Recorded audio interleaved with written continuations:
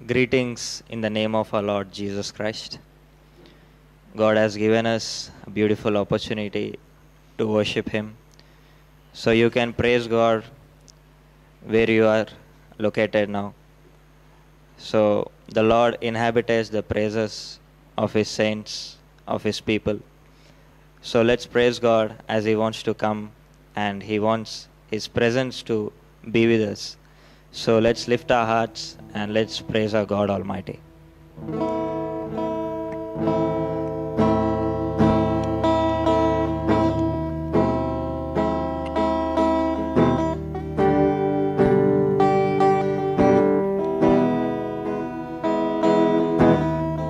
हो तेरी स्तुति और आराधना करता हूँ मैं तुझसे ये प्रार्थना, महिमा से तेरी तू इस जगह को भर, जो भी तू चाहे तू यहाँ पे कर। Hallelujah, hallelujah, hallelujah, hallelujah, hallelujah, hallelujah.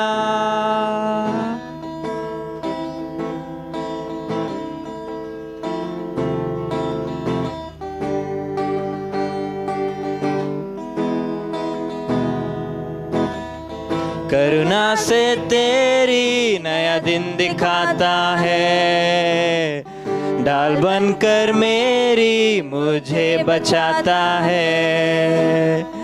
जब मैं पुकारूं तो दौड़ आता है, जब मैं गिरूं मुझे उठाता है।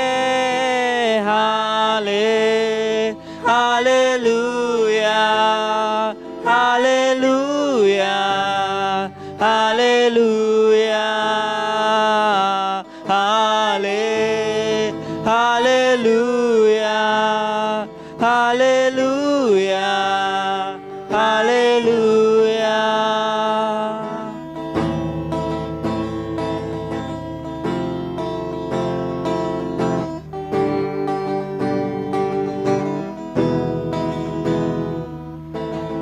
सारे जहां में तुझ सा कोई नहीं, तुझको छोड़ कोई प्रभु है ही नहीं। घुटने में टेकू बस तेरे सामने, तू है मेरा प्रभु, तू है मेरा पिता। Hallelujah, hallelujah, hallelujah, hallelujah, hallelujah, hallelujah, hallelujah, hallelujah, hallelujah.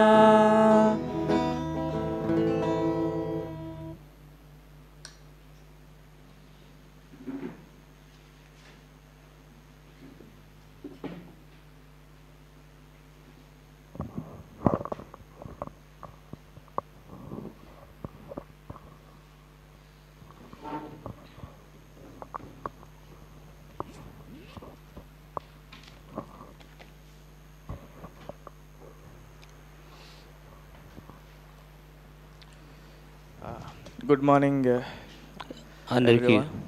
అందరికీ వందనాలండి. Welcome to the online service. ఈ యొక్క ఆన్లైన్ సర్వీస్కి మిమ్మల్ని స్వాగతిస్తూ ఉన్నాము. I was lately thinking that even though churches doors are close but heavenly doors are always open.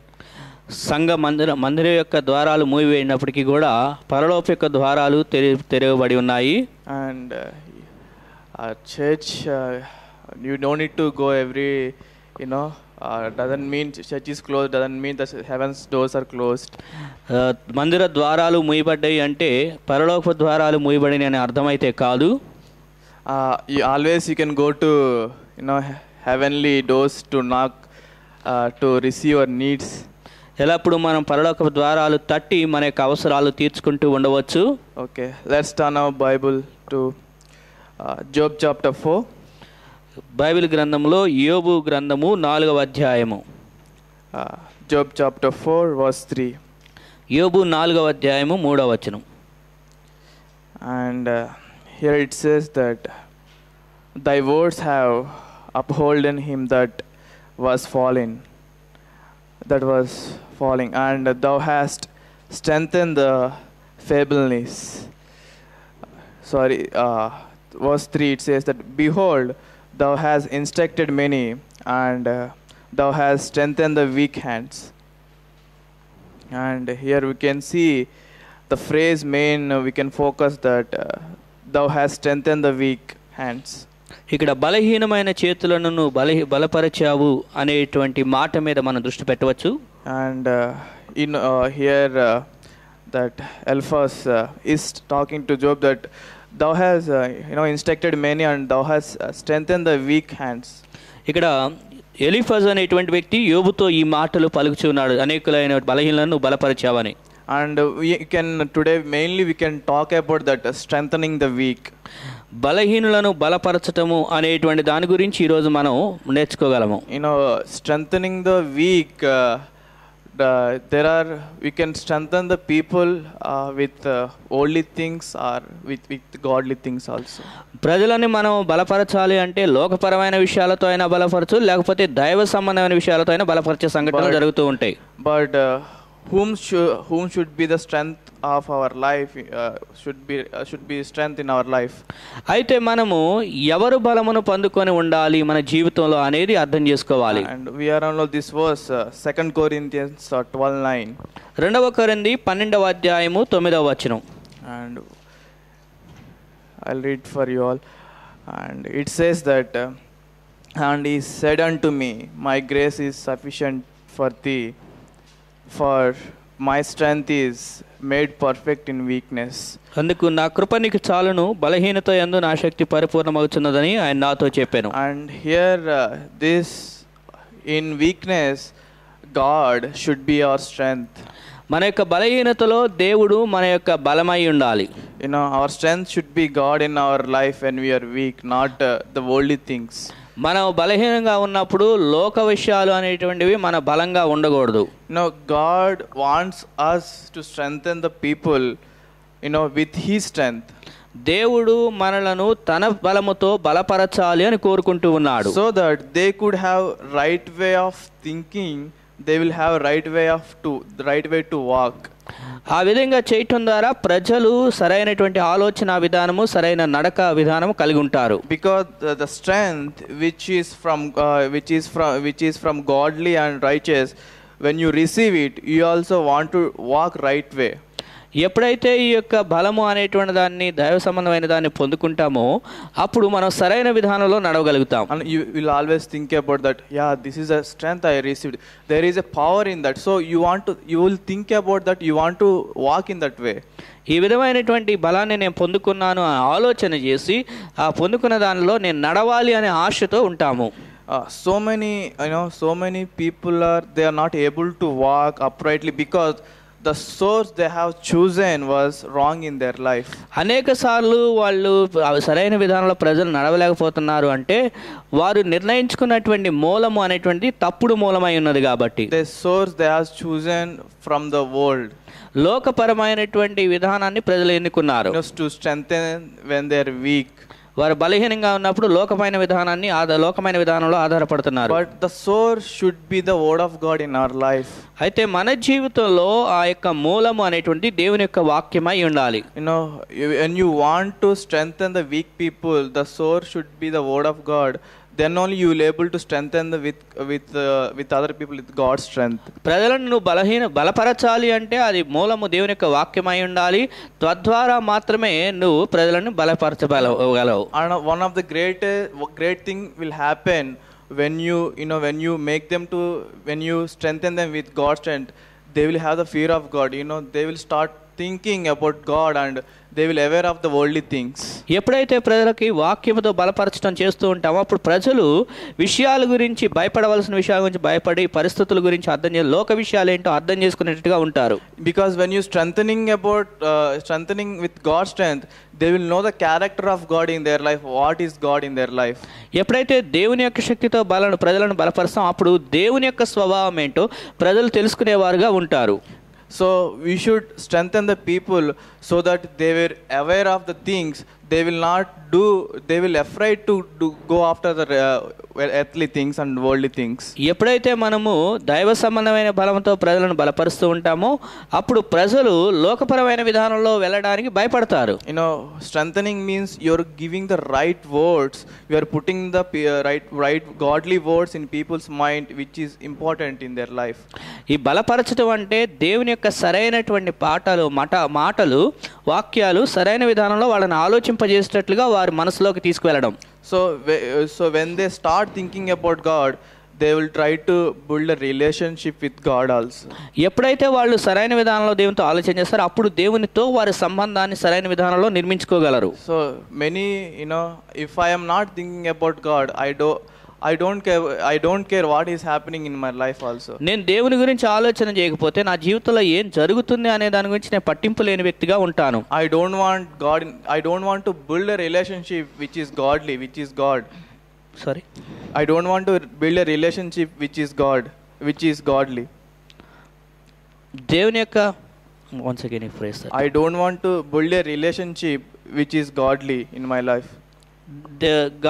దైవ సంబంధమైన విధానంలో నా యొక్క సంబంధాన్ని కుదుర్చుకోవడం నాకు ఇష్టం ఉండలేదు. Because I am thinking the source which is given from world, it can fulfill my needs. ఎందుకంటే లోకపరమైనటువంటి విధానము నా యొక్క అవసరాలను తీరుస్తుంది అన్నట్లుగా నేను ఉంటాను. But one of the great example in the Bible we can see Samuel. ఒక ఉదాహరణ ఏంటంటే సమూయేలు. His source is God in his life.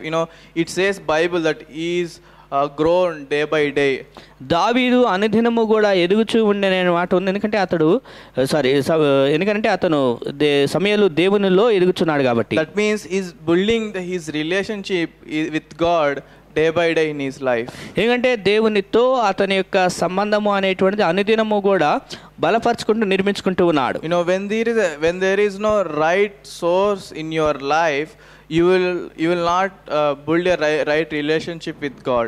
ఎప్పుడైతే సరైన మూలం అనేటువంటి నీ జీవితంలో ఉన్నదో అప్పుడు దేవునితో సరైనటువంటి సంబంధం అనేటువంటి కట్టుకోలేవు. It happens mainly with believers. అది విశ్వాసుల విషయంలో ఆ విధంగా జరుగుతుంది. They will come to God when there is need, but you should see the God source. It's a eternal thing in our life. దేవుని యొక్క మూలము అనే దాన్ని లేకపోతే మన ప్రధానమైనటువంటి దేవునిలో చూసినప్పుడు అది నాకు నిత్యత్వానికి సంబంధించిననే చూడగలగాలి దేవునిలో. The source should which is from God will strengthen other people also. ఏదైతే దేవునిలో మూలమై ఉంటుందో అది ఇతరులను కూడా బలపరిచేదిగా ఉంటున్నది. Like Samaritan woman, if you look at her, the source she used to make the believe to other believers also, which is Jesus Christ. She used the source of Jesus Christ. సమరయ స్త్రీ కూడా ఏం చేస్తుందంటే యేసుక్రీస్తు వారు అయినటువంటి మూలాన్ని ప్రజల దగ్గరికి తీసుకువెళ్ళి మూలమైన యేసుక్రీస్తు వారిని ప్రజలకు పరిచయం చేసింది. To make them to believe, she didn't talk about movies and serials. ఆమె వాళ్ళు నమ్మడానికి సినిమాల గురించో లేకపోతే వేరే విషయాల గురించో మాట్లాడలేదు. But one of the great things she talked about Jesus Christ. అయితే ఆమె గొప్ప విషయాల గురించి యేసుక్రీస్తు వారి గురించి గొప్పగా మాట్లాడింది. Many people they take the source of motivation to make the people to go forward, but motivation is like temporary, but when there is a right source, it will make the people to walk in a right way. ప్రోత్సహించే విధానంలో సరైనటువంటి మూలాన్ని ఆధారం చేసుకుని సరైన విధానంలో ప్రోత్సహిస్తే ప్రజలను సరైన విధానంలో వెళ్ళడానికి నడిపించడానికి అవకాశాలు ఉంటాయి. But many people have the source which is Satan. అయితే అనేకులు మూలమైన సాతానుడిని మూలంగా చేసుకుంటున్నారు. It will corrupt people when you take the source, like source with you will pull another 3 people also, which you have, if you have that Satan's strength in your life.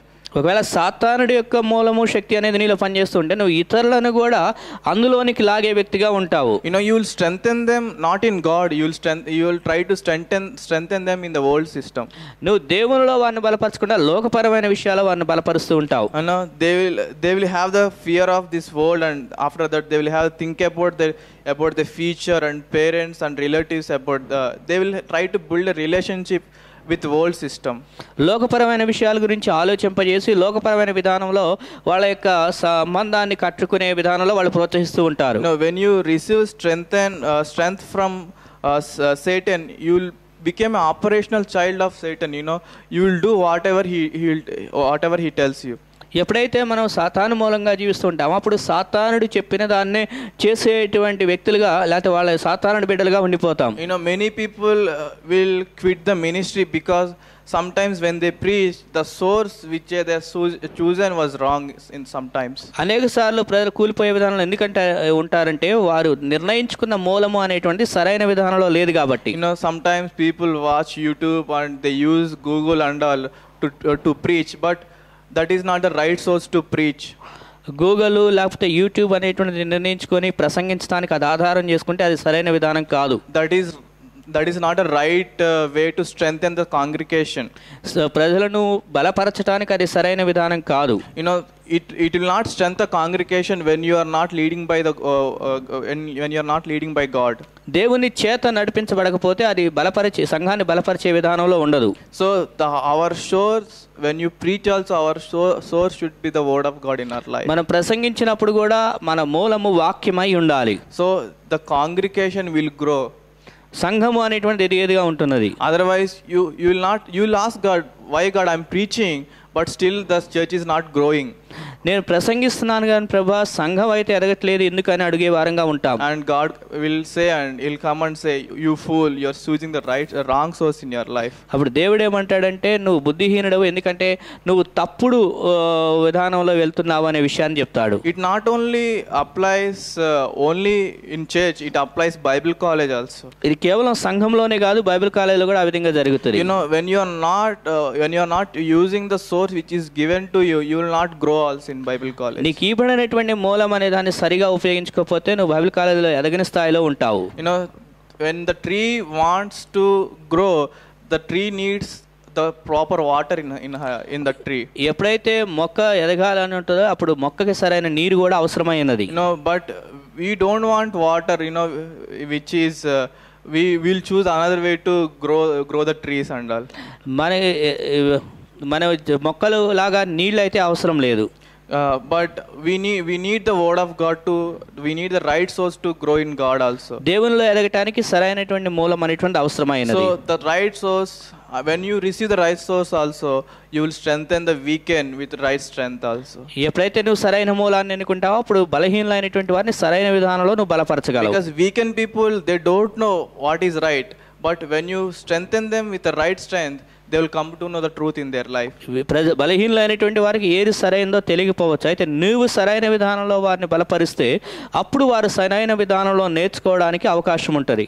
But when your source is wrong, they are also weak, but you will teach wrong things, they will also learn the wrong things in their life. ఎప్పుడైతే నువ్వు నీ మూలము అనేటువంటిది తప్పుడు విధానంలో ఉంటుందో నువ్వు తప్పుడు విధానాన్ని నేర్పిస్తావు అప్పుడు ప్రజలు కూడా తప్పుడు విధానంలోనే ఉండిపోతారు. So it will not build right relationship in their life. వారి జీవితంలో సరైనటువంటి సంబంధము అనేటువంటి దాన్ని కట్టుకోలేరు, నిర్మించుకోలేరు. It does not produce the godly fear in their life. వారి జీవితంలో దైవ సంబంధమైనటువంటి భయమును అది కలగజేయలేదు. So have right source, it builds right relationship with God, and you will have the fear of God in our life. Not సరైన మూలమును ఎన్నుకున్నప్పుడు సరైనటువంటి విధానంలో ప్రజలకి సరైన భయం అనేటువంటిది కూడా కలుగుతుంది. God may bless this portion. దేవుడి వాక్యమును దీవించుగాక.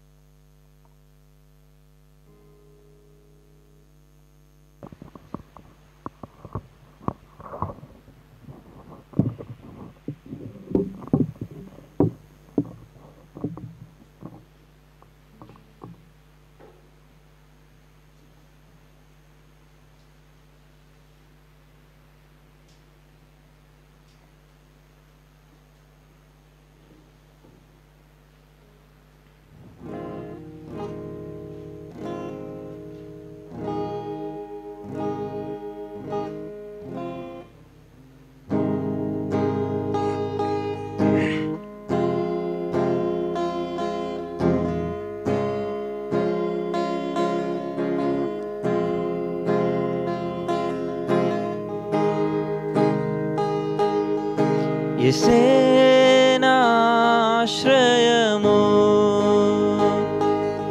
యేసే నా ఆధారము,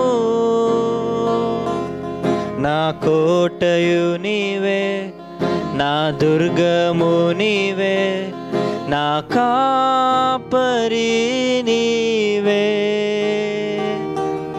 యేసే నా ఆశ్రయము, యేసే నా ఆధారము, నా కోటయు నీవే, నా దుర్గము నీవే, నా కాపరి నీవే.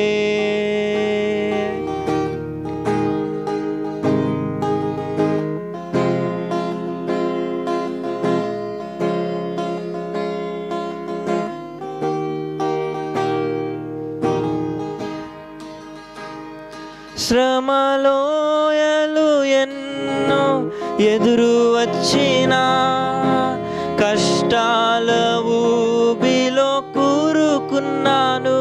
శ్రమలోయలో ఎన్నో ఎదురు వచ్చినా, కష్టాల ఊబిలో కూరుకున్నాను. నన్ను లేవనెత్తును, నన్ను బలపరచును, నాకై శక్తినిచ్చి నడిపించును. నన్ను లేవనెత్తును, నన్ను బలపరచును, నాకై శక్తినిచ్చి నడిపించును. యేసే నా ఆశ్రయము, యేసే నా ఆధారము, నా కోటయు నీవే, నా దుర్గము నీవే, నా కాపరి నీవే.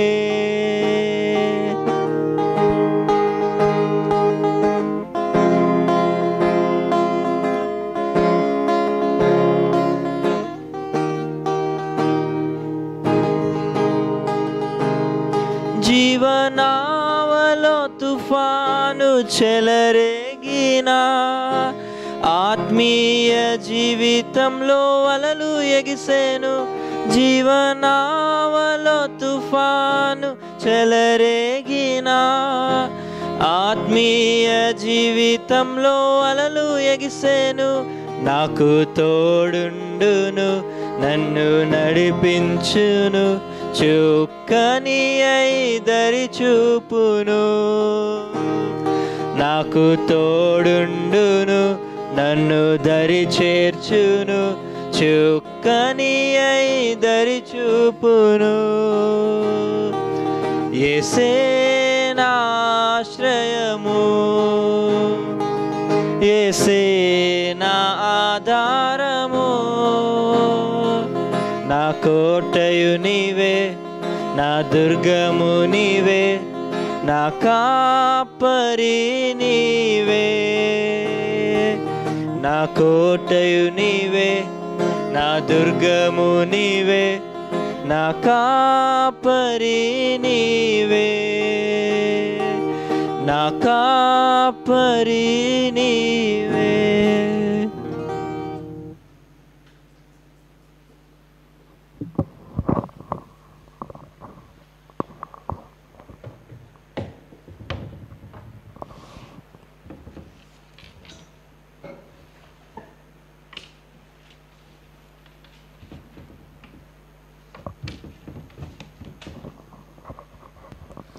Okay, let's open the book of God to Mark chapter 6. మన దేవుని గ్రంథాన్ని చదువుదాం. మార్కు సువార్త 6వ అధ్యాయము. Mark chapter 6 and verse 46. Mark సువార్త 6వ అధ్యాయం 46వ వచనం. And if you read the book of Mark, it will leave a mark on you. Mark గ్రంథాన్ని నువ్వు చదివితే నీ జీవితం మీదుగా మార్కు అంటే గుర్తు అనేటువంటిది కూడా గుర్తింపు తీసుకొస్తుంది. Because Mark speaks about how Jesus has been a servant of God and serving God. ఎందుకంటే మార్కు అనేటువంటి గ్రంథంలో ఈ మార్కు యేసు ఒక దాసుడిగా గుర్తింపబడేటట్లు మనకు తెలియజేస్తున్నాడు. And immediately he used to do the will of God. So it was a good mark, a good testimony for him. వెంటనే దేవుని యొక్క చిత్తాన్ని జరిగించేటువంటి వ్యక్తిగా ఉండేవాడు. అది అతనికి ఒక మంచి సాక్ష్యంగా ఉండేది. And so Mark tells us how we should immediately serve God and how we must do the will of God quickly. దేవుని యొక్క చిత్తమును మనం వెంటనే ఏ విధంగా జరిగించాలో ఈ మార్క్ గ్రంథంలో మనకు తెలియజేస్తూ ఉంటాడు. So that will leave a mark in people's lives, as Stephen also shared. అది ప్రజల జీవితంలో ఒక చక్కని గుర్తుని వదిలిపెట్టేదిగా ఉంటున్నది. So Mark chapter 6 and verse 46. Mark సువార్త 6వ అధ్యాయము 46వ వచనము. Here it says, and when he had sent them away, he departed into a mountain to pray. So Jesus Christ sent the people away and he went to spend time with his father. ఇక్కడ యేసుక్రీస్తు వారు ప్రజలను పంపించి ఆయన తండ్రితో సమయం గడపడానికి ప్రార్థన కొరకు వెళ్ళి ఉన్నాడు. And today we learn about quality fellowship with God. దేవునితో నాణ్యమైనటువంటి సహవాసం గడపడం అనే దాని గురించి ఈరోజు మనం నేర్చుకుందాం. God has created us for fellowship and friendship with him.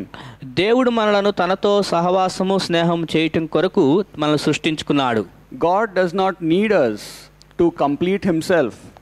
దేవుడు తన పరిపూర్ణుడు అవటం కొరకు మన యొక్క అవసరత అనేటువంటిది ఏమీ లేదు. He does not need our friendship. He does not need our fellowship to be fulfilled in himself. దేవుడు తనలో తాను సంపూర్ణుడు అవటం కోసము మన సహవాసము మన స్నేహం అనేది ఆయనకు అవసరం లేదు. God has need of nothing. దేవునికి ఏ అవసరత కూడా లేదు. But he has created us as an expression of his love for us. అయితే దేవుడు మనల్ని ఎందుకు సృష్టించాడు అంటే తన యొక్క ప్రేమను బయలుపరచడం కోసము చూపించడం కోసం మనల్ని సృష్టించాడు. He has created us because he wants to share his love with us. ఆ ప్రేమను మనతో పంచుకోవాలనే ఉద్దేశంతో ఆయన మనల్ని పుట్టించుకున్నాడు. Because that is what God considers a righteous thing to do, to pour himself into others. ఎందుకంటే దేవుడు ఆయనలో ఉన్నటువంటి ఆయన మనలోనికి ఇతరులలోనికి ప్రవహింపజేసుకోవాలనే ఉద్దేశం ఆయన కలిగి ఉన్నాడు. So God has created us by his creative power and to share his nature with us. దేవుడు తన యొక్క సృష్టించగలిగిన శక్తితో మనల్ని సృష్టించి తన యొక్క ప్రేమను మనలోనికి పంచుకోవాలనే ఉద్దేశంతో పుట్టించాడు. So remember why you are created is so that you can receive the things of God in you. నువ్వు ఎందుకు సృష్టించబడ్డావో నువ్వు జ్ఞాపకం చేసుకో. దేవుని యొక్క విషయాలను నువ్వు స్వీకరించడం కొరకు నువ్వు సృష్టించబడ్డావు. And without receiving the things of God in you, there is no true fulfillment. దేవుని యొక్క కార్యములలో నీలోనికి స్వీకరించుకోకుండా నిజమైనటువంటి పరిపూర్ణత అనేటువంటిది నీలో జరగదు. Because the only person who is really fulfilled is God. ఎందుకంటే నిజమైనటువంటి పరిపూర్ణత అనేటువంటిది దేవుడు మాత్రమే అయి ఉన్నాడు. And when we walk with him, then we will be fulfilled.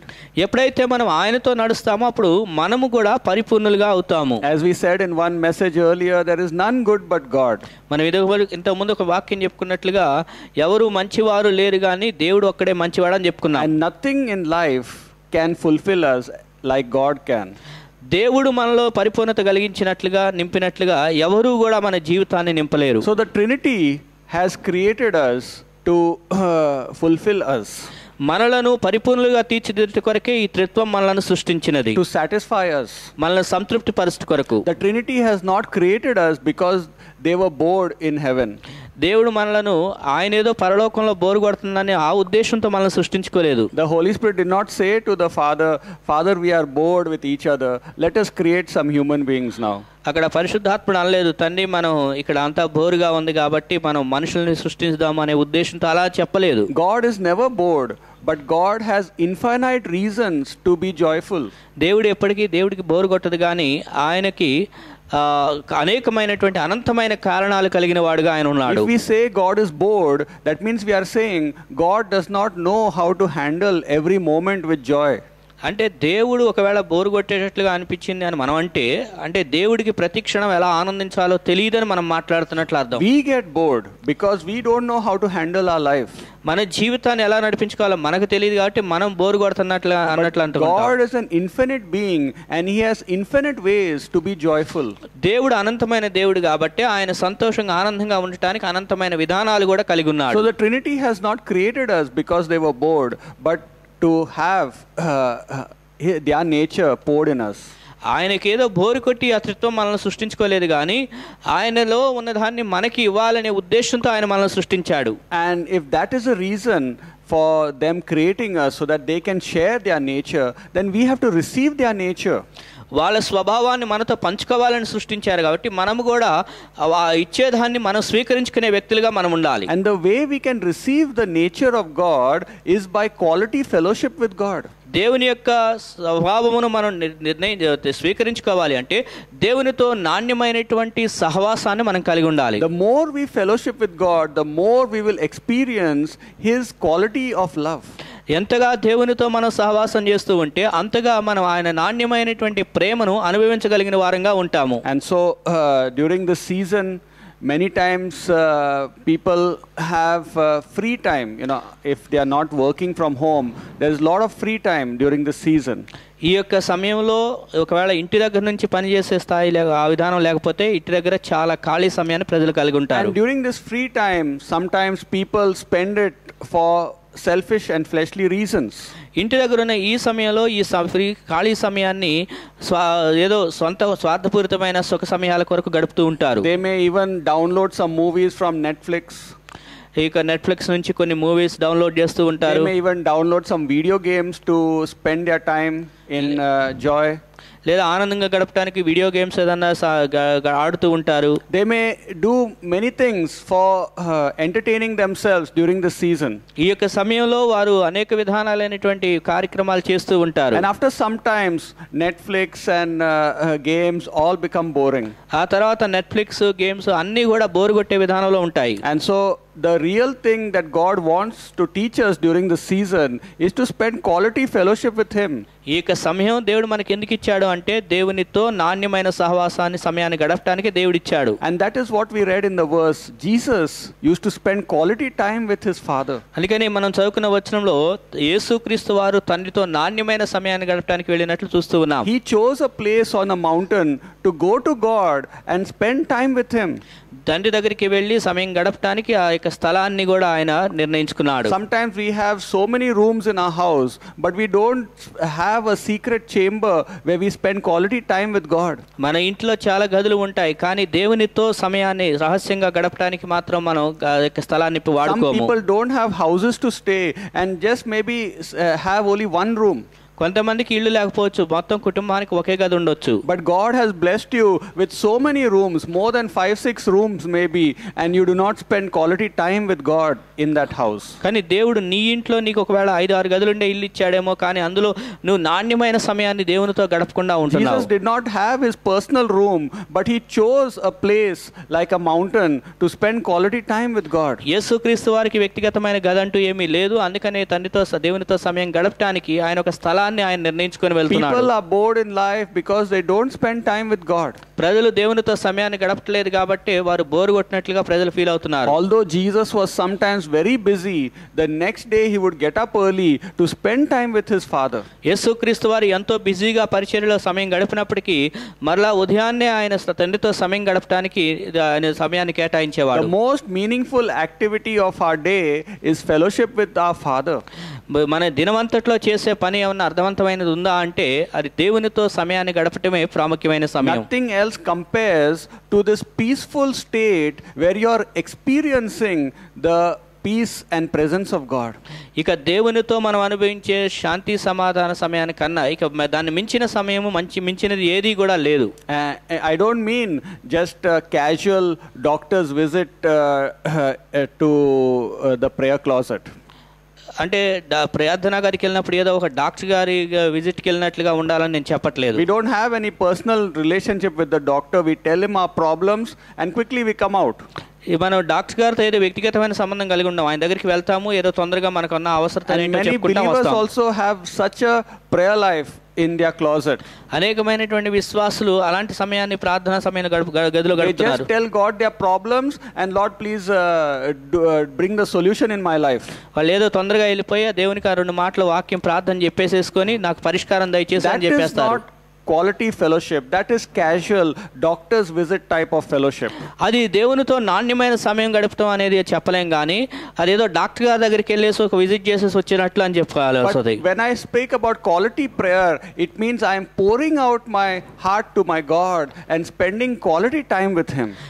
నాణ్యమైన సమయాన్ని దేవునితో గడపడం అంటే నా హృదయాన్ని దేవుని దగ్గర కుమ్మరించి ప్రార్థనలో గడిపి నాణ్యమైన విధానంలో మన సమయాన్ని దేవుని దగ్గర కేటాయించాలి. And so God wants us to get to know Him, get to know His purpose, get to know His heart when we spend time with Him. దేవుడు ఏం కోరుకున్నా అంటే మనం ఆయనతో సమయం గడిపినప్పుడు ఆయన హృదయాన్ని ఆయన స్వభావాన్ని మనం అర్థం చేసుకునే వారంగా ఉండాలి అని తెలుసుకుంటున్నాడు, చెప్తున్నాడు. Do you have such a prayer life?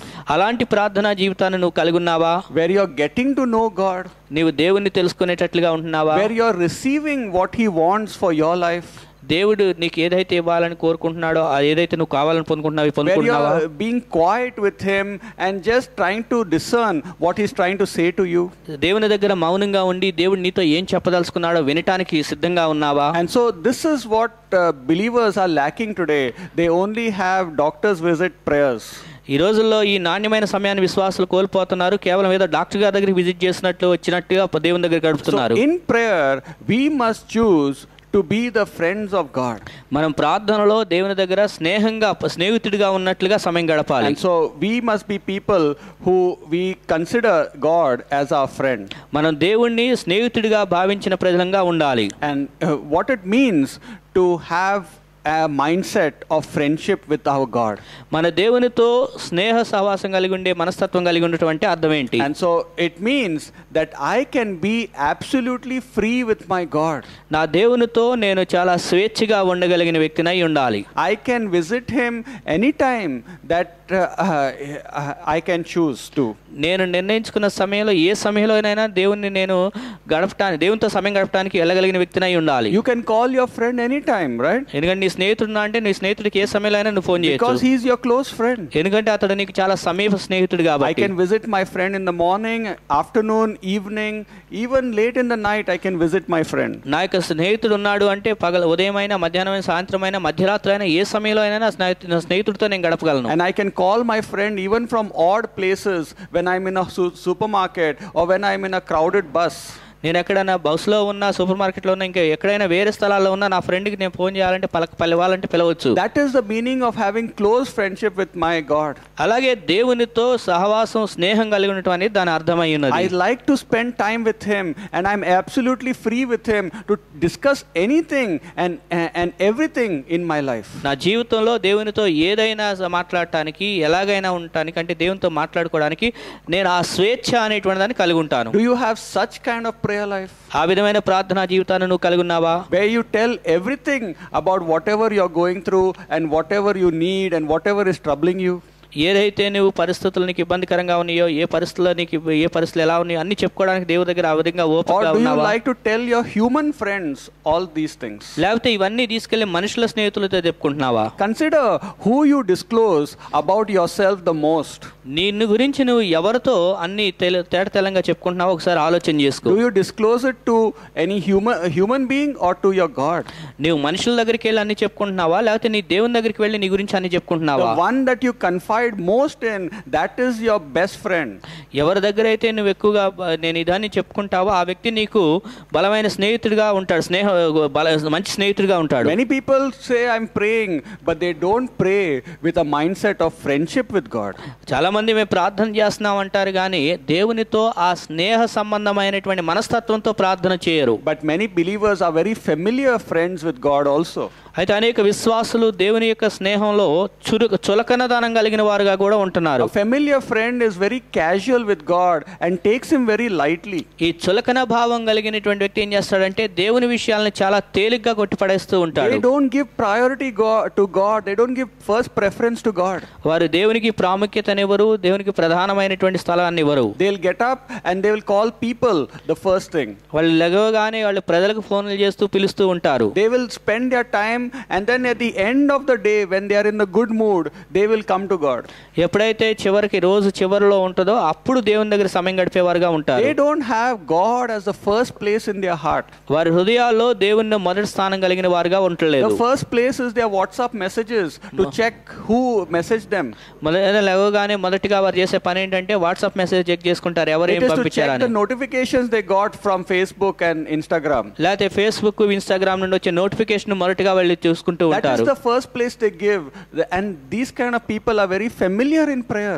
ఇలాంటి వారు వాటికి ప్రథమ స్థానం ఇస్తే వారు దేవుని విషయంలో దేవుని చాలా చులకన భావంతో చూసిన వారుగా ఉంటున్నారు. Jesus was never familiar with his Father. He gave him first priority and first place among people. యేసుక్రీస్తు వారు తనేని దేవునితో ఎప్పుడు చులకన భావం కలిగి లేడు కానీ ఆయన ప్రజల మధ్య ఉండి కూడా దేవునికి ప్రాధాన్యతనిచ్చినటువంటి యేసుగా ఉన్నాడు. Yeah, a friend can come anytime to meet his friend, but we should not be familiar with our friend. స్నేహితుడు అనేవాడు కలవడానికి ఏ సమయంలో రావచ్చు, కానీ స్నేహితుల విషయంలో మనం చులకన భావం కలిగి ఉండకూడదు. Yes, we will have other earthly friends also. I'm not saying we should not tell them our situation, but God must be my chief friend. స్నేహితులకి నా పరిస్థితులు చెప్పుకోకూడదని నేను చెప్పట్లేదు, కానీ అయితే దేవుడే నాకు ప్రధానమైన స్నేహితుడిగా ఉండాలి. What we have in our God can never be gained by human beings.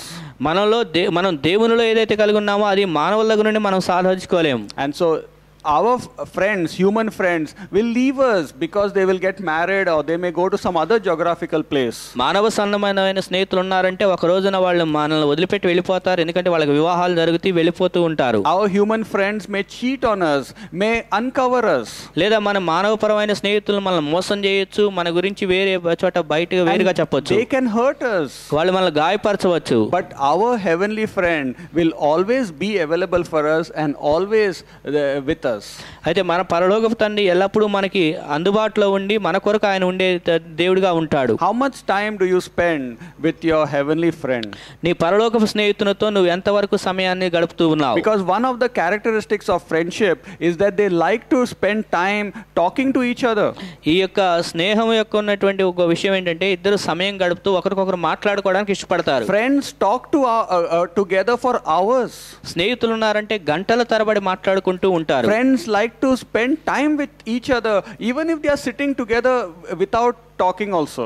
ఒకవేళ స్నేహితులు మాట్లాడకపోయినా కూడా ఒకటిగా ఉండటానికి ఎంతసేపు అయినా వాళ్ళు ఉండగలరు. Free, they are so relaxed in the presence of one another. ఒకరికొకరు ఉన్నారు అంటే వాళ్ళు చాలా రిలాక్స్ గా చాలా స్వేచ్ఛగా ఉంటారు. And so if we have to be in a prayer mode, we have to be in the mindset of friendship with God. మనం ప్రార్థన అనే విధానంలో ఉండాలి అంటే మనము స్నేహము అనేటువంటి ఆలోచనతో ఉండాలి. Do you consider God as your friend or do you consider him as a servant? దేవుని నువ్వు స్నేహితుడిగా భావించుకుంటున్నావా లేకపోతే ఆయన ఏదో నీకు దాసుడు అన్నట్లుగా నువ్వు అనుకుంటున్నావా? Do you consider him as your sponsor to provide many things to help you? లేకపోతే నీకు అన్ని సహాయం చేయడానికి ఆయన అన్ని నీకు సహాయం చేసేవాడుగా ఉంటున్నాడు అనుకుంటున్నావా? Yes, many believers are doing these things considering him as just a helper and provider for time of need. అనేకమైనటువంటి విశ్వాసులు ఏం చేస్తారంటే ఏదో అవసరాల్లో ఉన్నప్పుడు సహాయం చేయడానికి మాత్రం ఆయన పనికొస్తాడు అన్నట్లుగా ఉంటారు. David had friendship with God. He said, I don't want anything from God. I only want my shepherd. దావీదు అయితే నా దగ్గర స్నేహితుడి నుంచి ఏం కోరుకోవట్లుగా ఆయన నాకు షెపర్డ్ నాకు కాపరిగా ఉంటే చాలన్నట్లుగా అనుకున్నాడు. Moses also wanted his God. He said, if you don't go with me, God, don't take me further. మోషే కూడా నీవు నాతో రాకపోతే నువ్వు నన్ను తీసుకువెళ్ళొద్దు అన్నట్లుగా చెప్పాడు. And so we have to examine ourselves. Am I a friend of God? నేను దేవునికి స్నేహితుడిగా ఉన్నానా అని నన్ను పరీక్షించుకోవాలి. Am I having the characteristics of a friend, of talking a lot to him, spending time with him? దేవునితో ఎక్కువ మాట్లాడుతూ సమయం గడిపేటువంటి స్నేహితుడిగా నేను ఉంటున్నానా అని పరీక్షించుకోవాలి. So we must examine the characteristics of friendship if it is there in me with God. దేవునితో నేను ఒక స్నేహితుడికి ఉండవలసిన లక్షణాలను కలిగి ఉంటున్నానా లేదని పరీక్షించుకోవాలి. And the second most important thing in prayer is fellowship with God. ప్రార్థనలో మరొక ప్రాముఖ్యమైన విషయం ఏంటంటే దేవునితో సహవాసం చేస్తూ ఉండటం. Fellowship means I have things in common with God. సహవాసము అంటే దేవునికి నాకు మధ్య కొన్ని సామాన్యమైన విషయాలు కలిగి It ఉండటం. means that I am agreeing with God and I want to work together with God. అంటే దేవునితో నేను అంగీకారం తెలిపి ఇది ఆయనతో పని చేయటానికి ఒప్పుకునే వ్యక్తిగా ఉండాలి. In fellowship, I and God are discussing how we can work together. ఈ సహవాసంలో నేను దేవుడు కలిసి ఏ విధంగా కలిసి పని చేయాలనే దాని గురించి మాట్లాడుకుంటూ We ఉంటాం. are discussing about the plan of God, how it can be enhanced. దేవుని యొక్క ప్రణాళిక ఏ విధంగా అది ముందుకు తీసుకొని బయలుపరచబడగలదు చేయగలదు అనే దాని గురించి డిస్కషన్ చేసుకుంటూ ఉంటాం. Many people have fellowship with God, but they discuss their plans. చాలా మంది దేవునితో సహవాసం చేస్తారు కానీ వారి సొంత ప్రణాళికను గురించే దేవుని దగ్గర డిస్కషన్ చేస్తూ God, ఉంటారు. these are my plans, these are my desires, these are my ambitions. దేవా ఇదిగో నా లక్ష్యాలు ఇవి, నా కోరికలు ఇవి, నా విధానాలు ఇవి, వాటి గురించి అన్నట్లుగా దేవునితో వాటి గురించే మాట్లాడతారు. I'm trusting you, God, with all my heart to fulfill my plans. నా యొక్క ప్రణాళిక అంతా నువ్వు నెరవేరుస్తావని నా హృదయపూర్వకంగా నేను నిన్ను నమ్ముతున్నాను ప్రభా అంటారు. I have faith in your promises, Lord. నీ యొక్క వాగ్దానాలందు నేను విశ్వాసం ఉంచుతున్నాను I will ప్రభా అని never చెప్తా. doubt you that you can do it in my life. నా యొక్క జీవితంలో నువ్వు చేసే విషయంలో నేను సందేహం ఏం మాత్రం కలిగి ఉండను అన్నట్లు చెప్తారు. That is not the right way to fellowship with God. దేవునితో సహవాసం చేయటం అంటే అది సరైన విధానం కాదు. What is wrong with telling God about your plans? నీ ప్రణాళికల గురించే దేవునికి చెప్తున్నావంటే దాంట్లో ఉన్న తప్పేంటి? That means you are making yourself superior to God. అక్కడ నువ్వేం చేస్తున్నావంటే దేవుని దగ్గర నీవే దేవుని కన్నా ముఖ్యమైన వ్యక్తిగా అన్నట్లుగా చెప్పుకుంటున్నావు. No, in fellowship, God is the superior person and He is the planner of your life. దేవునితో సహవాసం చేసినప్పుడు ఒక విషయం గుర్తుపెట్టుకోవాలి, ఆయన ఉన్నతమైన వాడు, నీ జీవిత ప్రణాళిక కర్త ఆయన అయి ఉన్నాడు. I must agree to God who is the superior, not vice versa. నేను ఆయన ఉన్నతమైన వాడు కాబట్టి ఆయన యొక్క ప్రణాళికకు నేను అంగీకారం తెలిపే వ్యక్తిగా ఉండాలి. And so having real fellowship with God means I'm in agreement with His plan and want to work with Him. దేవునితో నిజమైన సహవాసం చేయటం అంటే ఆయన ప్రణాళికలో కలిసి ఆయనతో పని చేయటం అయి ఉండాలి. The meaning of fellowship means having things in common.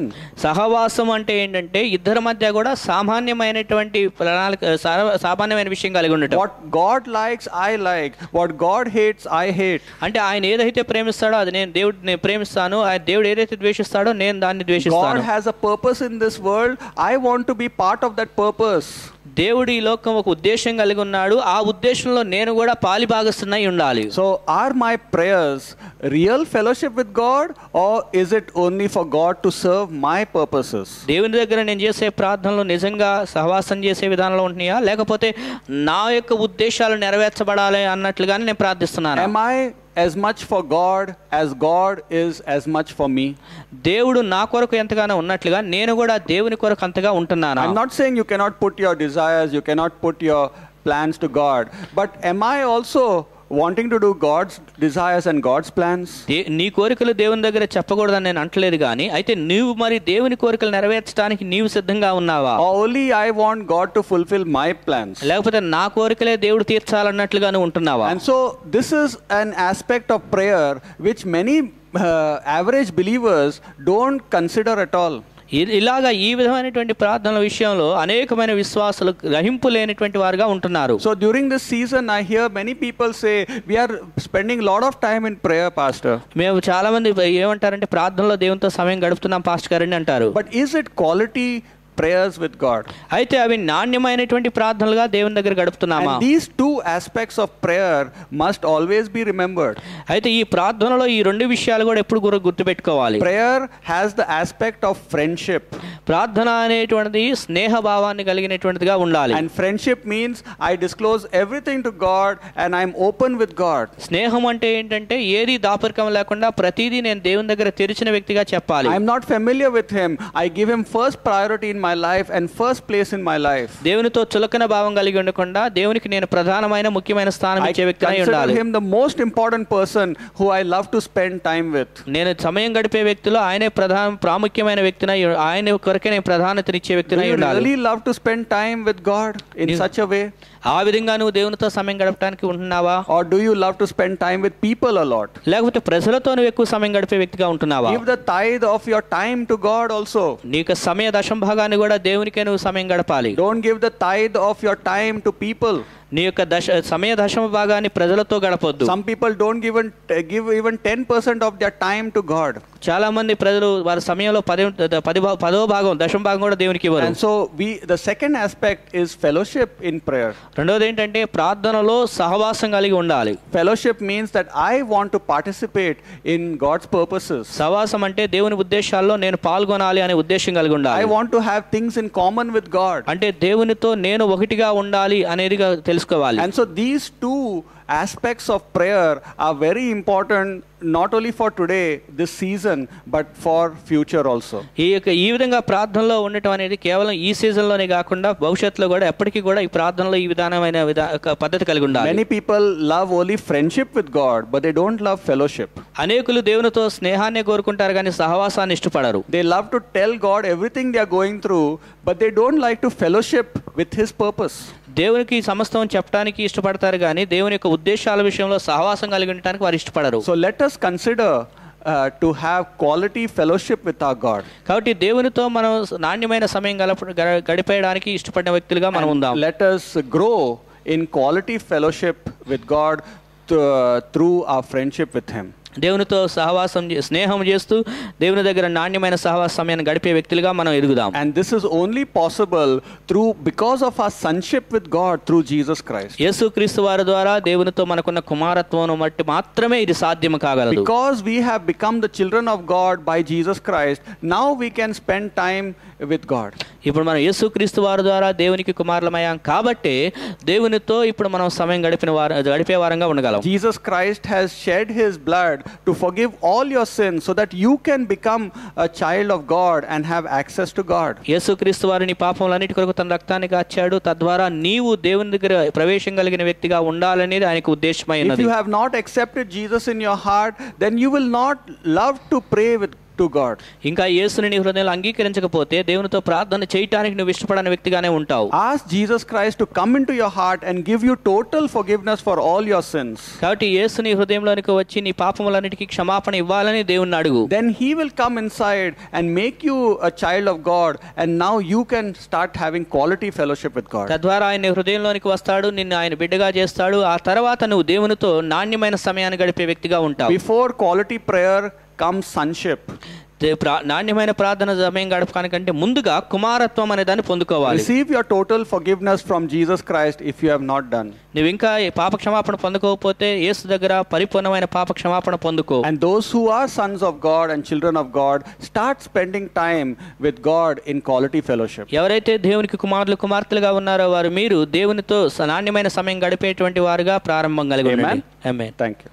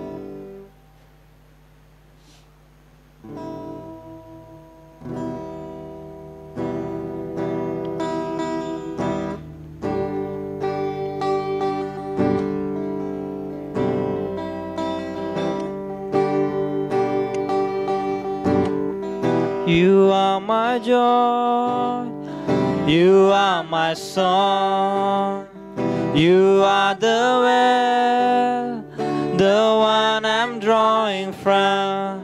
You are my refuge, my whole life long. Where else would I go? Surely my God is strength of my soul. Your love defends me, your love defends me. And when I feel like I'm all alone, your love defends me, your love defends me. We sing hallelujah.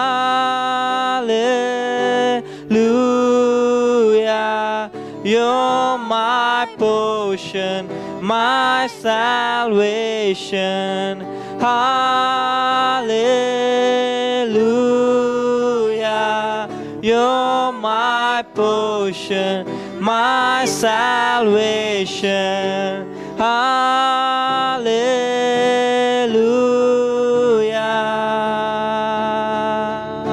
Surely my God is strength of my soul. Your love defends me. Your love defends me. And when I feel like I'm all alone, your love defends me. Your love defends me.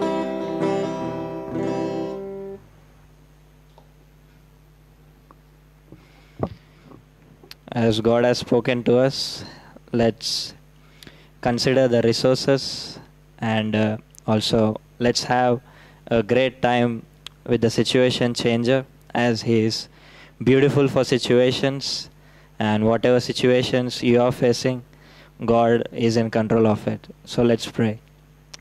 Heavenly precious Father God, we thank you, we praise you. Lord, you are a countenance changer, you are a situation changer. Thank you. We are your people, you are our God. We pray, Father God, that you show us your power, you show us who you are, Father Lord God. Give grace to every believer to pick up their cross and to follow you, Father Lord God. Lord, help us to be covered with the armor of God. The Lord, you lift up the countenance upon us, Heavenly Father God. Bless our week, Father God. Strengthen our soul in the Lord, Heavenly Father Lord God. Please, Father God, bless our days, bless our times. Anoint us, Lord God. Challenge us to follow you. In Jesus' name we pray, Lord. Amen.